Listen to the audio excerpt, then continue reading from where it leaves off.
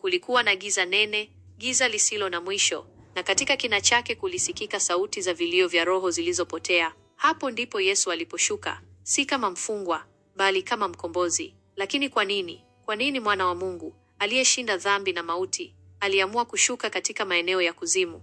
Miaka mingi kabla ya tukio hilo, kulikuwa na unabii wa zamani, unabii wa Adam na Hawa walipotenda dhambi. Mungu alisema kwa nyoka, nami nitaweka uadui kati yako na huyo mwanamke, na kati ya uzao wako na uzao wake, huo utakuponda kichwa, na wewe utamponda kisigino. Mwanzo 3:15.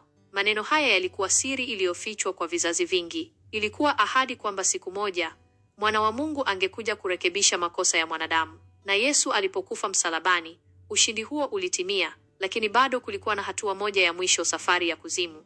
Yesu alipokata roho msalabani, roho yake ilitoka na kushuka kwenye sehemu ya wafu. Biblia inasema katika 1 Petro 3:19, katika roho alienda akawahubiria roho waliokuwa kifungoni. Kuzimu haikuwa mahali pamoja tu, kulikuwa na sehemu mbili kuu: sehemu ya mateso, mahali pa waliokufa katika dhambi, na sehemu ya wafu wa haki, ambayo pia huitwa pepo la Abraham au shimo la waliolala. Wale waliokuwa sehemu ya haki walikuwa watu waliomtumaini Mungu kabla ya ujio wa Yesu, lakini bado walikuwa wameshikwa kwa sababu malipo ya dhambi hayakuwa yamelipwa kikamilifu. Yesu aliposhuka, hakuwa ameshindwa. Alishuka kama mfalme aliyeshinda, akija kuwatoa mateka wake. Yesu alipofika, giza la kuzimu lilitetemeka. Shetani alidhani alikuwa ameshinda, lakini hakujua kuwa kifo cha Yesu kilikuwa sehemu ya mpango wa Mungu. Yesu alimwendea Shetani na kusema kwa mamlaka, nimekuja kuchukua funguo za mauti na kuzimu. Ufunuo 1:18. Kwa neno moja,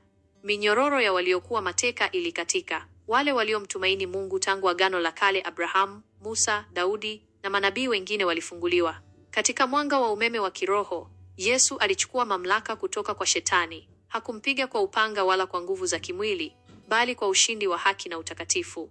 Baada ya kuwatoa haki wote waliokuwa mateka, Yesu alitoka kuzimu kwa nguvu. Siku ya tatu, mwili wake uliamka kutoka kaburini na ushindi wa milele ukathibitika. Na kwa ushindi huu, kila mtu anayemwamini sasa ana uhakika wa maisha ya milele.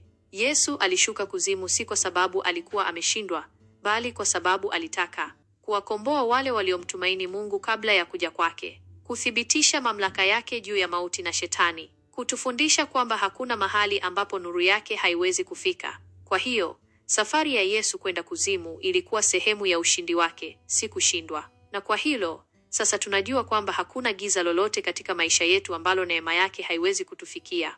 Yesu yu hai na ushindi wake ni wetu.